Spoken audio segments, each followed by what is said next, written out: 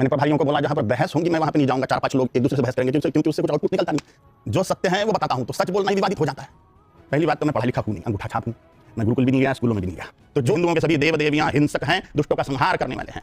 और ये यहाँ पर वायलेंस और हिंसा की आप बात कर रहे हैं, पुलिस और आर्मी की बात कर रहे हैं, यू आर नॉट ऑथराइज्ड। आप नहीं है पुलिस वायलेंस को जस्टिफाई करने के लिए।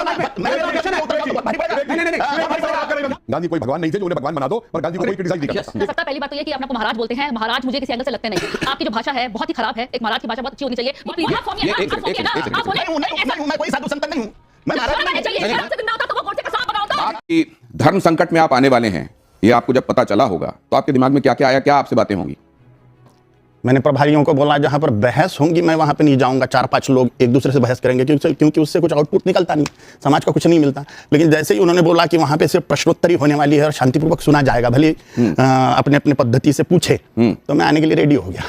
तो इसमें लेकिन कई जगहों पर बहस के लिए गुंजाइश भी बनेगी क्योंकि आपने बातें ऐसी बहस चलेगी, लेकिन वो जो काव चलता चैनल वालों को सुनाई नहीं देता, बाहर वालों को क्या चल रहा है, जो सुनने वाले लोग हैं तो वो नहीं पसंद, क्योंकि उसमें से कुछ मिलने वाला नहीं है समाज को। तो आपने सबसे पहले तो ये कि कालीचरण महाराज को लोगों ने जो देखा है वो देखा है शारीरिक सौष्ठव वाले, अच्छी बिल्ट वाले साधु के तौर पर, काली के उपासक के तौर पर, और कई बार ऐसे व्यक्ति के तौर पर जो गांधी जी को भी अपनी बातों में लपेट देते हैं, उनको भी विलेन करार दे देते हैं। जो सत्य है वो बताता हूं, तो सच बोलना ही विवादित हो जाता है। तो सच बोलना अगर विवादास्पद है तो पसंद है विवादित व्यक्तित्व घोषित कर लेना। ये आप कह रहे हैं कि सच बोलना, तो क्या वो तमाम लोग जो गांधी जी को इस देश की सबसे महान विभूतियों में शामिल करते हैं, क्या वो सच नहीं बोलते? उनकी अपने अपने मत हैं। मैं भी पहले गांधी का बहुत फॉलोअर था, लेकिन जैसे जैसे अन्य लिटरेचर भी पढ़ते गया, नफरत होने लग गई गांधी से, जो मेरे व्याख्यान में निकलने लग गया बाद में असलियत। मैं इस पर आपको लेकर जाऊंगा, लेकिन सबसे पहले तो वो जब आपको लोगों ने पहली बार उतना करीब से जाना, शिव तांडव स्तोत्र की वो पंक्तियां, पूरा स्तोत्र तो जाहिर अभी हम नहीं सुन सकते, वो पंक्तियां जो आपके हृदय से निकलती हैं, आप एक बार दर्शकों के लिए जरूर सुना दीजिए।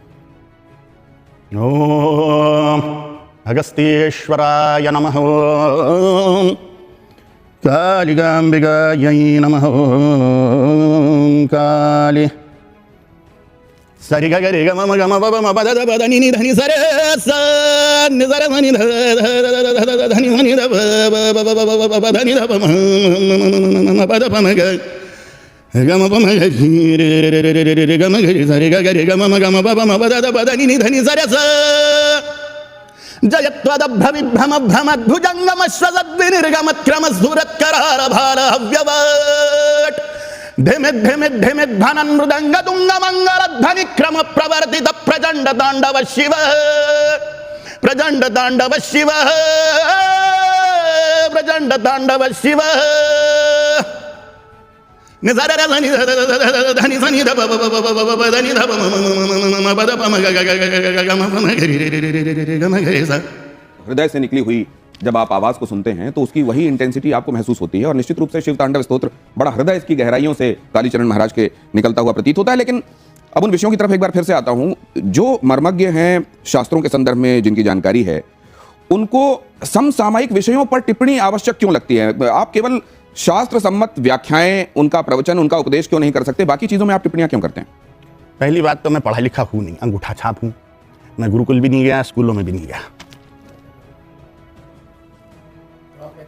लिटरेचर आपने पढ़ा और आप टिप्पणी करते हैं तो पता चल जाता है आपको गांधी के बारे में कुछ नहीं मालूम है। जैसी आपकी मान्यता। बिल्कुल मान्यता है, इस देश की बीच में आप नहीं है, आइए आपके पास आ रहा हूं मैं, एक बार उनकी बातें सुन लीजिए। हालांकि जो मेरी जानकारी है वो विद्यालय गए हैं, उन्होंने पूरी पढ़ाई की है, लेकिन वो खुद कह रहे हैं अंगूठा छाप क्यों कह रहे हैं, इस पर बाद में आऊंगा। जी क्या बोल रहा था मैं? आप कह रहे थे कि मुझे आपने पढ़ाई नहीं की, आप अंगूठा छाप हैं। तो जो मेरे गुरु ने मुझे सिखाया, महामुनि अगस्त्य जी मेरे गुरु हैं, वही पौराणिक वैदिक महामुनि जिन्होंने भगवान श्री रामचंद्र प्रभु को धनुष्य बाण दिया था रावण के वध के लिए, जिन्होंने समुद्र पी लिया था राक्षसों के संहार के लिए, वो मेरे रूम में प्रकट हो गए थे ब्रह्म मुहूर्त में, और उन्होंने ही मुझे जो व्याख्याएं दी, धर्म की जो ज्ञान दिया, वही मैं समाज में बता रहा हूँ। जो सन्यासियों का कर्तव्य होता है, सत्य परिस्थिति समाज में बताना। निस्संशय मेरा प्रधान उद्देश्य हिंदू राष्ट्र की स्थापना के लिए राजनीति का हिंदूकरण करना है, और उसके लिए जितनी भी आवश्यक बातें हैं वो मैं करूंगा। राजनीति का हिंदूकरण, इसका क्या मतलब है? माने जितने भी धर्मनिष्ठ राजा है, जो देवभूमि भारत माता की पूजा करते हैं, यहाँ के सभी रहस्यों को जानते हैं, मोक्ष मार्ग की सुरक्षा की जिम्मेदारी जिन राजाओं के कंधों पर है, ऐसे धर्मनिष्ठ लोग राजनीति में घुसे। 4945 राजा लोग हैं, 4150 विधायक, 545 लोकसभा सांसद, 250 राज्यसभा सांसद, वो सब के सब हिंदू धर्मनिष्ठ होवे तो हम हिंदू राष्ट्र की स्थापना कर सकते हैं। इसलिए मैं प्रयत्नशील हूँ। जो यहाँ इस भारत देश में रहते हैं वो सभी हिंदू हैं। क्या है आपके मुताबिक हिंदू? पहले धर्म माने क्या, फिर हिंदू माने क्या, सनातन माने क्या, ये व्याख्याएं हमें समझ लेनी चाहिए, तो हमारे कंसेप्ट क्लियर हो जाएंगे। अध्यात्म विज्ञानम जीवनात् धारयते इति धर्म। अध्यात्म का साइंस जीवन में धारण करना धर्म है। अध्यात्म माने आत्मा के मामले का, परमात्मा के मामले का, ईश्वर के मामले का, परम सत्य के मामले का जो विज्ञान है, अध्यात्म विज्ञान, यह जीवन में धारण करना धर्म है। सनातन माने क्या, जो था, है और रहेगा, माने सनातन। हिंदू माने क्या, हिंसयति दुष्ट दुर्गुणानाम सह हिंदू, जो अपने अंतःकरण की दुर्गुणों की और समाज में के दुष्टों की हिंसा करे। हिंसा, बड़ी जिम्मेदारी से बोल रहा हूं। जो अपने अंतःकरण के दुर्गुणों की हिंसा करे, समाज में के दुष्टों की हिंसा करे, वह हिंदू। हिंसयति दुष्ट दुर्गुणानाम सह हिंदू। इसलिए हिंदुओं के सभी देव देवियां हिंसक हैं, दुष्टों का संहार करने वाले हैं। इसलिए सनातन हिंदू धर्म वह साइंस जो ईश्वर को प्राप्त करवाता है, परम सत्य को प्राप्त करवाता है, परमानंद को प्राप्त करवाता है, सभी दुखों का नाश करवाता है, वह विज्ञान जीवन में धारण करना धर्म है। तो आप तो मतलब उसको ही उलट दे रहे हैं जहां कहा जाता है अहिंसा परमो धर्म। अहिंसा परमो धर्म एक नंबर की भंपक बात है। अहिंसा परमो धर्म है, धर्म हिंसा तथैव च, अध्यात्म महाभारत के अनुशासन पर्व का वाक्य है। अहिंसा परमो धर्म है, धर्म हिंसा तथैव च। अच्छे को छेड़ना नहीं और बुरे को छोड़ना नहीं। हमारी मिलिट्री वही काम कर रही है, पुलिस वही काम कर रही है। पुलिस के बाइसेप पे वो वाक्य लिखा हुआ रहता है, स्लोगन पुलिस का, सद्रक्षणाय खल निग्रहणाय, माने हम सज्जनों का रक्षण करते हैं और खलों का, दुष्टों का निग्रहण करते हैं, नाश करते हैं। यही सत्य स्वरूप में धर्म है, अपने अंतःकरण के दुर्गुणों का नाश। तो आप ये कह रहे हैं कि अहिंसा परमो धर्म असल में पूरी बात नहीं बता रहा है। 100% बात नहीं है अहिंसा। हम पूरी तरह से अहिंसात्मक जीवन जी ही नहीं सकते। देश का सत्यानाश कर देंगे आतंकवादी अगर अहिंसा की बात करने लग गए। 100% अहिंसा असंभवनीय है। इसलिए सिर्फ अहिंसा परम धर्म हो ही नहीं सकता। ईश्वर को पाने का साइंस बचाएंगे कैसे? ईश्वर को पाने का साइंस माने धर्म, इसका संरक्षण बिना हिंसा के संभव ही नहीं है।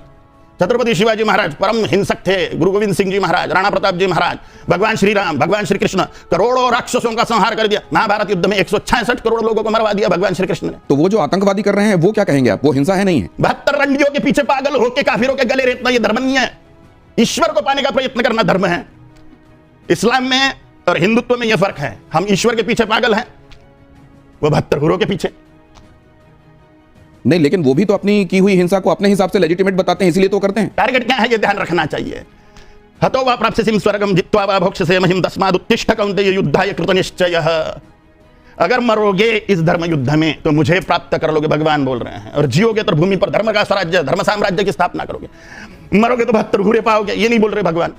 इसलिए जमीन आसमान का अंतर है इस्लाम के कथन में और हिंदुत्व के कथन में। और आप जब आपको खुद स्वयं को कालीपुत्र कहते हैं या आप कहते हैं कि एक दिन अचानक आपके कमरे में अगस्त्य मुनि प्रकट हुए, वो अगस्त्य मुनि जिन्होंने राम रक्षा स्तोत्र, जिन्होंने भगवान राम को ये बताया कि ये आदित्य हृदय का पाठ करोगे तो तुम रावण पे विजयी होगे, वो अगस्त्य मुनि आपके कमरे में प्रकट हो गए जी। ये लोग कैसे भरोसा करेंगे? ना करें। लोगों को भरोसा करवाने के लिए थोड़ी बोल रहा हूं। आपकी मम्मी का नाम क्या है? जी, आपकी मम्मी का नाम क्या है? मेरी माँ का नाम, मैं पिताजी और माताजी का नाम लेता नहीं, उनको पिताजी और माताजी ही कहता। काय प्रश्न माता पिता है, उन्होंने बोला कि तू मेरा बेटा है। अब अपने किसी के प्रमाण की कोई जरूरत नहीं है। लोग माने इसके लिए थोड़ी बोला जाता है। आपके पिताजी का नाम आप क्यों बोलते हो?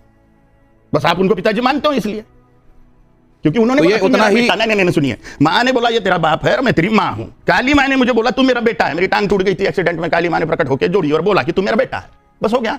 महामुनि अगस्त्य जी मेरे रूम में प्रकट हुए, उन्होंने मुझे सब कुछ दे दिया। तो अगर इसको कोई इस तरीके से व्याख्या करे कि ये उनकी अपनी मान्यता है और वो स्वयंभू तरीके से इस बात को मानते हैं। मेरे लिए मान्यता नहीं है, दूसरे ये मान सकते हैं कि मैं मानता हूं, पर मुझे कोई ऑब्जेक्शन नहीं। जी, मैं एक बात से बड़ा हैरान होता हूं कि एक तरफ तो आपने सारे उपदेश दिए और हिंदू धर्म की रक्षा उस सब की बात की, और दूसरी तरफ जो आप लोग फिर ये जो बड़े बड़े हमारे मर्सिडीज बाबा बन गए हैं, जो अमेरिका में घूमते रहते हैं, बड़ी बड़ी धन दौलत अपने मठों में इकट्ठी कर रखी है।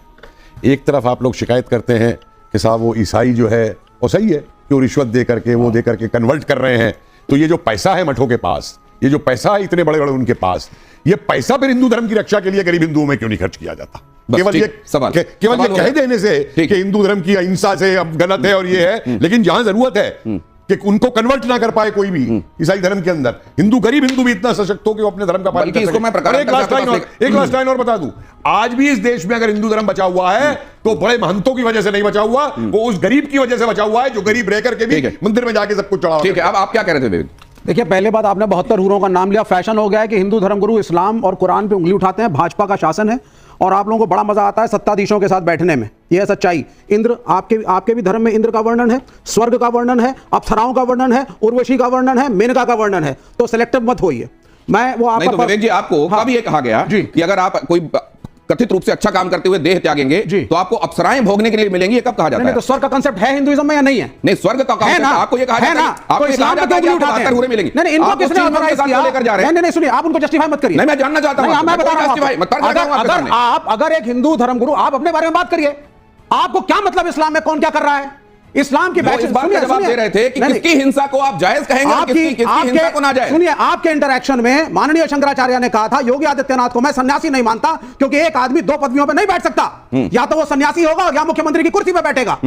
और ये अगर वायलेंस और हिंसा की आप बात कर रहे हैं, पुलिस और आर्मी की बात कर रहे हैं, यू आर नॉट ऑथराइज्ड। आप नहीं है पुलिस में ना, आप आर्मी में है। आप मुझे बोलिए, ना शंकराचार्य की बात करें, ना अन्य साधुओं की बात करें। नहीं, आप वायलेंस मिक्स करते हैं। वो व्यक्ति गांधी से इंटेलेक्चुअल डिफरेंस अलग बात है। आप उसके असैसिनेशन को जस्टिफाई करेंगे। आप इधर उधर के बात नहीं, मैं तो सीधी बात कह रहा हूं ना आपको। बोलिए, सवाल पूछिए। आपका अधिकार ही नहीं है पॉलिटिक्स में बोलने का। आप ये कैसे, क्योंकि आप वायलेंस को जस्टिफाई करते हैं। आप वायलेंस को जस्टिफाई करते हैं सोशल लाइफ में। अधिकार है कि नहीं है ये घोषित करने वाला आप कौन होते हैं? मैं इसलिए क्योंकि मैं इस देश का नागरिक हूं और आप इस देश में कम्युनल हार्मोनी को डिस्टर्ब कर रहे हैं। आप इस देश में कम्युनल हार्मोनी को डिस्टर्ब कर रहे हैं। आप कुछ भी, आप गांधी के असैसिनेशन को जस्टिफाई कर रहे हैं। आप कुछ भी, और आप कह रहे हैं कि असैसिनेशन सही था। विवेक जी, मुझे धर्मगुरु से और आपके पाखंड से डर नहीं लगता। विवेक जी, बिल्कुल बोलूंगा मैं। आप अच्छी बात करते हैं, आप अच्छी बात करते हैं। फालतू सड़ी हुई बात नहीं करने का, मुद्दे की बात करो। मैं पाखंडी हूं कि नालायक हूं कि कमी ना हो, इससे आपको क्या लेना देना? इसलिए योग्य बात करिए। आप वायलेंस को जस्टिफाई करते हैं सोशल लाइफ में। मेरा क्वेश्चन है, उत्तर जाओ तो बहुत भारी पड़ेगा। नहीं, बहुत भारी पड़ेगा। क्या भारी पड़ेगा? बहुत भारी पड़ेगा। मैं यहाँ से उठ के कुछ भी कर सकता हूँ, आप नहीं करने का, नहीं करने का, नहीं करने का। मैं ये सवाल ये है जो आपने कहा कि हिंसक और उसकी बात आप कर रहे हैं। यहां पे हिंदू धर्म में किसी को ये नहीं कहा जाता कि तू 4 लोगों को मार दे काफिरों को जाके तो तुझे ऊपर 72 हीरे देवा करेंगी और जन्नत। पर ये जस्टिफाई करते हैं गोडसे को? ये बात ये करते हैं ना, जस्टिफाई गोडसे को? तो अभी बात ही नहीं आई। गांधी का असैसिनेशन है, इसमें कोई संशय नहीं है। हमारे आप भी कपिल जी और आप भी विवेक जी, जरा ये देखते हैं कि किन शब्दों में कालीचरण महाराज ने गांधी को लेकर क्या कहा था और उसके बाद इस चर्चा पर आते हैं। जरा वो प्ले कीजिए प्लीज। वो मोहनदास करमचंद गांधी ने सत्यानाश किया। वो नाथुराम गोडसे जी को नमस्कार है, मार डाला वो। अब सवाल यह है कि क्या इस देश में उन विभूतियों के संदर्भ में भी बात होगी और इस तरीके से होगी जिनके बारे में असल में यह माना गया कि सैक्रोसेंट हैं, इनको लेकर कोई रिव्यू, कोई समीक्षा की गुंजाइश नहीं बनती है? कपिल जी, एक तो गांधी जो है वो एक प्रैक्टिसिंग पॉलिटिशियन थे। गांधी कोई भगवान नहीं थे जो उन्हें भगवान बना दो और गांधी को कोई क्रिटिसाइज नहीं कर सकता। एक मिनट, वी एग्री। अब मैं अगर गांधी के शब्द आपको एक याद दिलाता हूं, 1927 के अंदर स्वामी श्रद्धानंद का अब्दुल रशीद ने कत्ल किया था। स्वामी श्रद्धानंद चुपचाप वो शांति अहिंसक तरीके से शुद्धि आंदोलन करा रहे थे। गांधी का वो स्टेटमेंट उठा के देखिए, गांधी क्या कहते हैं। अब्दुल रशीद ने सही किया है, उसने जो भी कुछ किया है वो अपने धर्म को बचाने के लिए किया है। और आगे कहते हैं मैं उसके केस की वकालत करना चाहूंगा। पूरी हिंसा को, पूरे कत्ल को गांधी जस्टिफाई कर रहे हैं एक स्वामी के। और जो क्रांतिकारी अंग्रेजों को गोली मार देते थे उन क्रांतिकारियों की गांधी ऐसी तैसी करते थे कि हिंसा इस्तेमाल करते। क्या यह कहा जा रहा है कि गांधी जी की बहुत सारी बातें ऐसी हैं जिनकी आलोचना और मुखर आलोचना हो सकती है, लेकिन जिन शब्दों का प्रयोग किया गया वो गलत था? मैं तथ्य पे बोलता हूं। अगर मैंने जो बोला है कोई ऐतिहासिकली गलत साबित कर दे, मैं आज बोलना। मानवी तनेजा जी से मैं ये बात समझना चाहता हूं। मानवी जी, गांधी जी के संदर्भ में टिप्पणियां, क्या गांधी जी की समीक्षा ही नहीं होनी चाहिए, कोई आलोचना ही नहीं होनी चाहिए? या आलोचना हो अगर तो इन शब्दों का प्रयोग नहीं होना चाहिए। और नाथुराम गोडसे को कभी भी देश का हीरो नहीं कहा जा सकता। आप इस तरीके देखिए, बिल्कुल भी नहीं बोला जा सकता। पहली बात तो ये कि अपने आपको महाराज बोलते हैं। महाराज मुझे किसी एंगल से लगते नहीं है। आपकी जो भाषा है बहुत ही खराब है। एक महाराज की भाषा बहुत अच्छी होनी चाहिए, बहुत ठीक होनी चाहिए। ऐसी भाषा होनी चाहिए जो लोगों को सुन करके अच्छा लगे, ना कि गंदा लगे। आप गाली दे रहे हैं, महाराज होकर क्या गाली दे रहे हैं? और उसके बाद महात्मा गांधी जिन्होंने कुछ किया, आप गोडसे को सवाल कर रहे हैं। शर्म आनी चाहिए। प्रियंका क्या कह रही है? सुनिए प्रियंका क्या कह रही है? Let me speak, please. Let me speak. Let me also speak. एक सेकंड। गोडसे जिंदाबाद, गोडसे जी की विजय हो। बोले, मैं कह रही हूं आप बोले। ये आप स्वामी हैं ये ना? एक आप सेकंड स्वामी हैं ना? आप बोले नहीं हूं, नहीं हूं, नहीं हूं, मैं कोई साधु संत नहीं हूं, मैं महाराज शर्म आनी चाहिए। नहीं, नहीं, मान लीजिए, मान लीजिए आप अपनी जगह पे हमारे लिए कितना आप अपनी जगह पे आप ऐसे कह रहे हैं। आप अपनी जगह आपके लिए क्या होगा? गोड से जिंदा होता तो वो गोड से का सांप बना होता। अगर गोड से जीवित होता तो मैं उनका फॉलोअर होता। ये जिंदाबाद कह रहे आइए मान लीजिए इधर हमारे लिए आइए इधर आइए। मैं बोलूंगा कभी मुर्दाबाद। एक सेकंड कपिल जी शांत हो जाइए। कपिल जी एक सेकंड शांत हो जाइए। हाँ बिल्कुल बोल सकता हूं। क्या कर दी? ये आई थिंक वी एक शुड सेकंड, रिस्पेक्ट। एक शांत कपिल जी शांत क्या लिखा है? कपिल जी शांत उन्होंने कमीशन दिलवाया, आजादी नहीं दिलवाई, पूछिए इनसे। उन्होंने आजादी उनका हाथ था। अरे छोड़िए, उन्होंने कमीशन कैसे दिलवाया? अंग्रेजों से मिल करके। बिल्कुल मालूम है मुझे, फैक्ट बताइए आप हिस्ट्री के। आप ना से पॉलिटिकल एंगल से। अरे आप छोड़िए, आप मुझे बताइए उस एक मिनट उस स्वदेशी वाले को बहुत बेटअप भी रहा था पहला गवर्नर जनरल बनाने को। एक सेकंड स्वदेशी वाले को प्लीज बात ऐसे बात मत मैं उसको नहीं बचा रहा हूं, मैंने गोडसे को नहीं बचाया है। एक सेकंड ऐसे बात मत कीजिए। मैंने गोडसे को नहीं बचाया, शांत लेकिन गांधी भगवान नहीं है। दोनों शांत हो जाइए। प्रियंका कमीशन स्टेटस दिलवा। अपनी बात कहिए। मेरे पास बहुत सिंपल दो सवाल हैं। यहाँ पर हमारे शो का नाम भी धर्म संकट है। धर्म की ही बातें हम हमेशा करते हैं शो पे, और धर्म ही एक मुद्दा है जिसके ऊपर सब बात करते हैं और कुछ भी बात करते हैं। तो मेरे दो बहुत सिंपल से सवाल है। मैं भी काली माँ की साधना करती हूँ, महाराज जी भी काली माँ की साधना करते हैं, मैं भी बहुत जाने माने शोज पर काम करती हूँ एज एन एस्ट्रोलॉजर, और साधना भी करती हूँ। महाराज जी ने कहा, एक बात कहा कि माँ ने उनकी टांग टूटी तो माँ ने आके उनको उनकी टांग को जोड़ा। उन्होंने ऐसा अभी स्टेटमेंट दी। तो मेरा एक सवाल आपसे है कि क्या इतना आसान होता है कि माँ हर व्यक्ति को दर्शन दे? करोड़ों लाखों लोग हॉस्पिटल में बीमार हैं, बहुत दिक्कतें, बहुत परेशानियां, तो माँ ने सिर्फ आप ही को क्यों दर्शन दिए? पहला सवाल, क्योंकि मैं भी साधना करती हूँ, मैंने आज तक माँ के प्रत्येक सामने से कभी दर्शन किए नहीं, मैंने बस उनकी एनर्जी को महसूस किया। मैं कैसे? दूसरा सवाल मेरा, आप किसी एनर्जी के साथ जब काम करते हैं ना, आप किसी एनर्जी के साथ, पहली बात तो काली माँ एक ऐसी एनर्जी है जिसके ऊपर पूरा ब्रह्मांड चलता है। उनके हस्बैंड जो शिव जी हैं वो भी उनके सामने कुछ नहीं बोल सकते। तो एक ऐसी एनर्जी की साधना करना क्या एक नॉर्मल व्यक्ति के लिए आसान है? बहुत बहुत आसान होता है। और इतने सारे लोग अगर दुनिया में बीमार लग रहे हैं बिल्कुल हाँ। बिल्कुल अच्छा, मुझे ये- बिल्कुल नॉर्मल व्यक्ति लग रहे वो हैं। ही।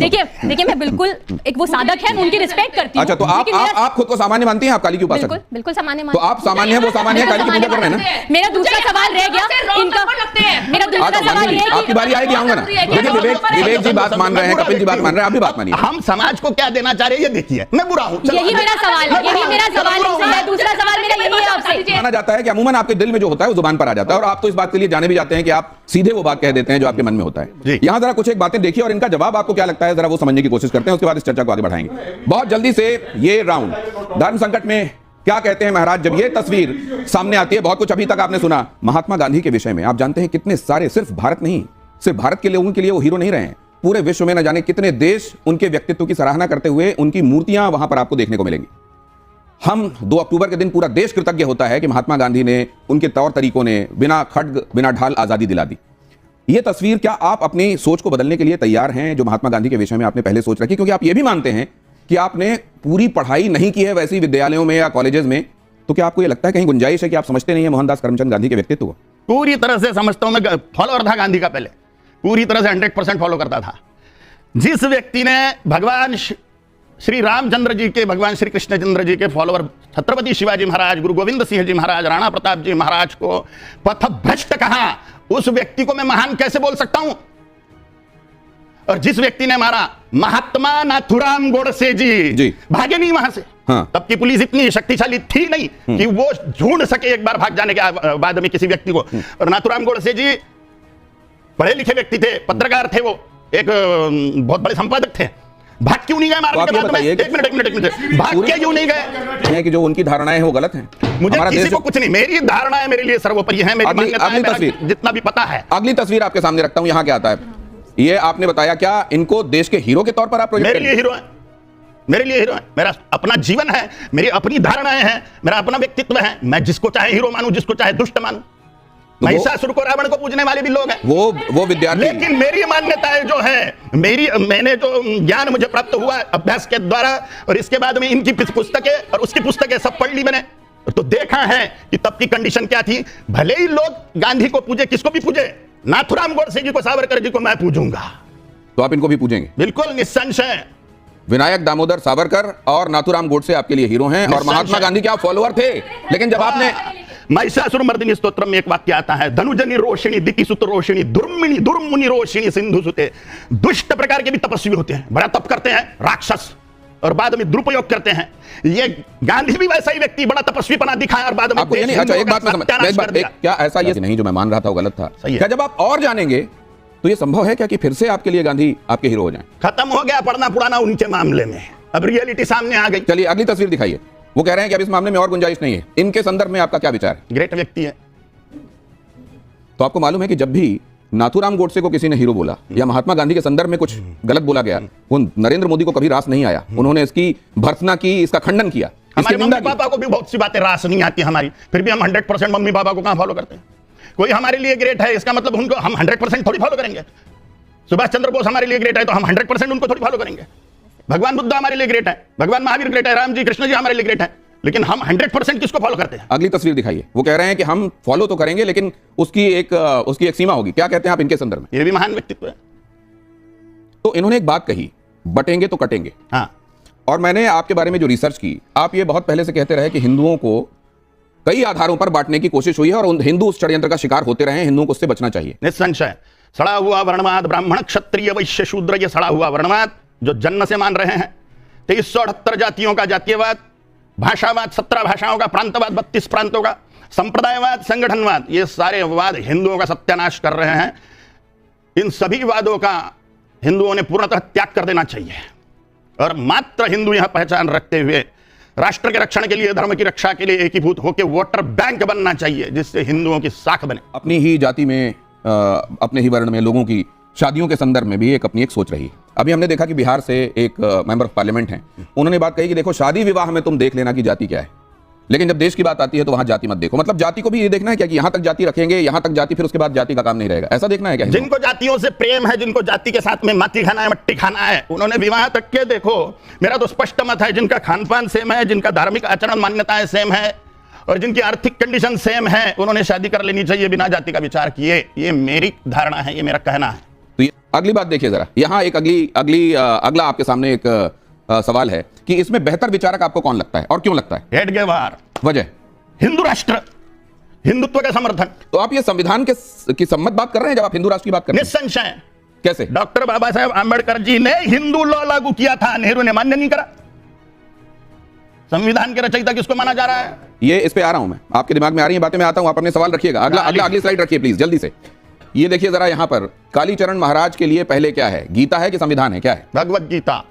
भगवत गीता आपके लिए पहले? हाँ, क्योंकि कोर्ट चलता है कायदे कानून संविधान से, लेकिन वहां पर भगवत गीता पर हाथ रख के कसम खिलाई जाती है, संविधान पे नहीं। इसलिए भगवत गीता प्रथम है, क्योंकि उस पर हाथ रखा हुआ व्यक्ति। लॉजिक, ये कपिल जी आ रहा हूं, इस पर अपनी बात कहिएगा, लेकिन ये भी जरा देख लीजिए।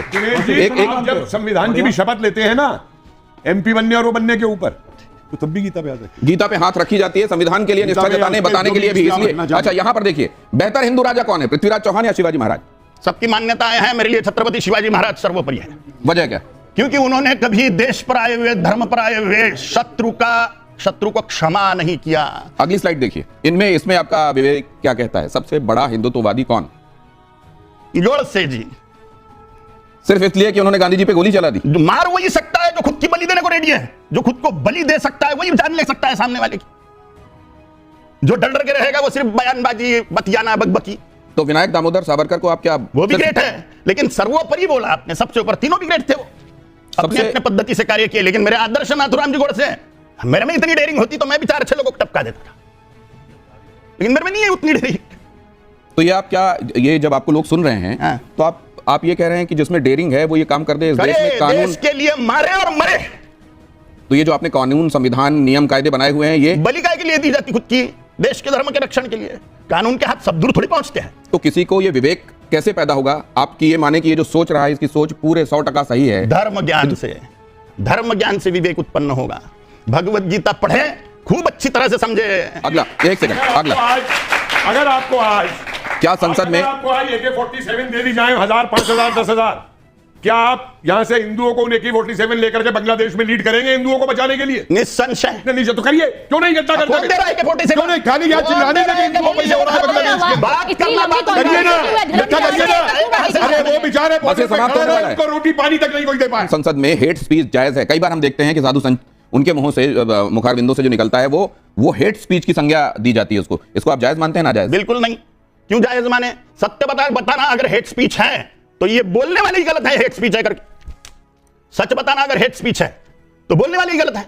तो कई बार उस तरफ से जो आवाजें आती हैं वो भी कहते हैं कि हम जो कह रहे हैं वो सच कह रहे हैं, आप हेट स्पीच कैसे भड़काऊ कैसे कह रहे हैं उसको? उन पर कहां से ऑब्जेक्शन हो रहा है? उन पर क्या कायदे कानून हो रहा है? उन पर कौन सी कार्रवाई हो रही है? कार्रवाई तो हिंदुओं पे हो रही है, हिंदुओं की तरफ से बोलने वाले पर कार्रवाई हो रही है।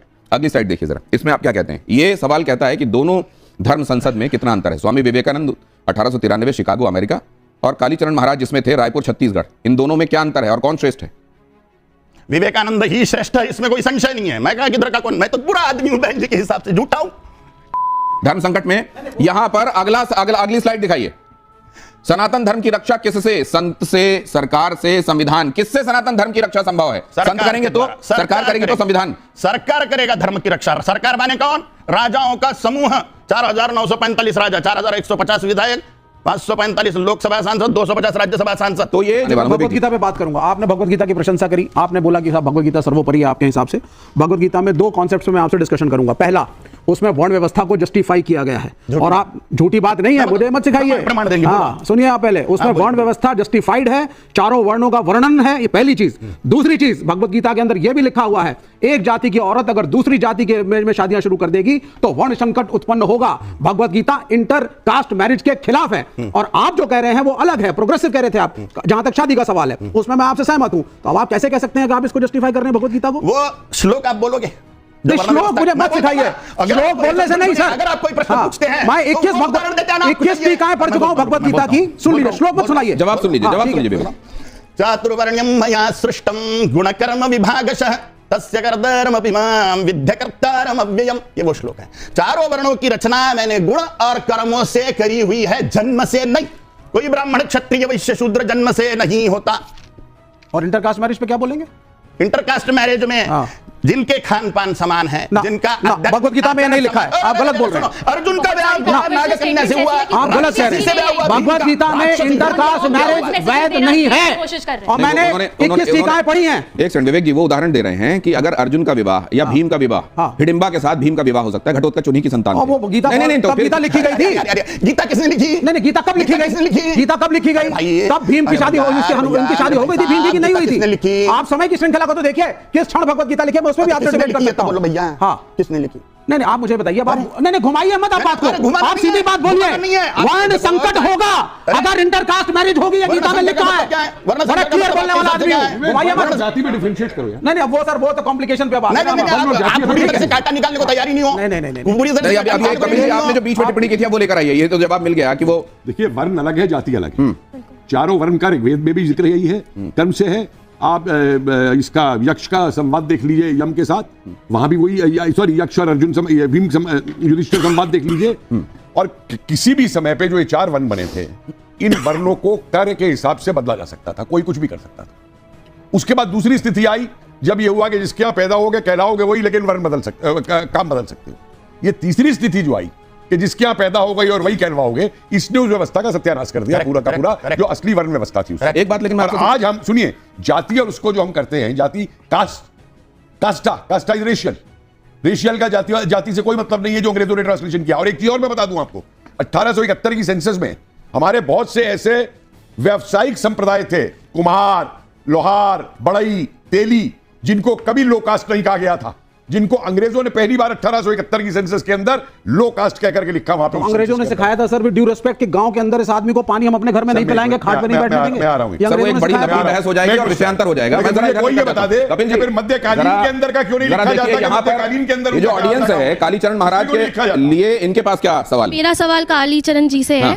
आप बोल रहे हैं कि मरो और मारो, मतलब जो हिंसा है वो ठीक है, तो इस हिसाब से तो जो हम सब हैं, हम लोग कल से तलवारें लेके सड़क पे उतर जाएं कि हमें कोई उंगली भी करे तो हम उसका गला काट दें। और दूसरा मेरा है कि आपने कहा कि सरकार धर्म की रक्षा करती है, जो अभी सत्ता में सरकार है वो बोल रही है बटोगे तो कटोगे, और वो स्पेसिफाई नहीं कर रहा है कि कौन बटेगा तो कौन कटेगा। तो हमारे हिसाब से धर्म की जो रक्षा करेगा वो संविधान करेगा, तो आप इसे कैसे जस्टिफाई करेंगे कि सरकार रक्षा कर रही है? संविधान को प्रजा में लागू कौन करता है? राजा। संविधान कायदे कानून का लागू करना किसके हाथ में है?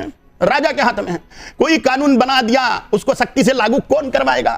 राजा का आदेश। इसलिए संविधान की रक्षा भी राजा करेगा, धर्म की रक्षा भी राजा ही करेगा, राष्ट्र की रक्षा भी राजा करेगा। वहां कश्मीर में एक लड़की पर बलात्कार कर दिया, वहां पुलिस भी थी और सेना भी थी, लेकिन ऑर्डर नहीं थे राजा के उनको खत्म करो करके सामने वालों।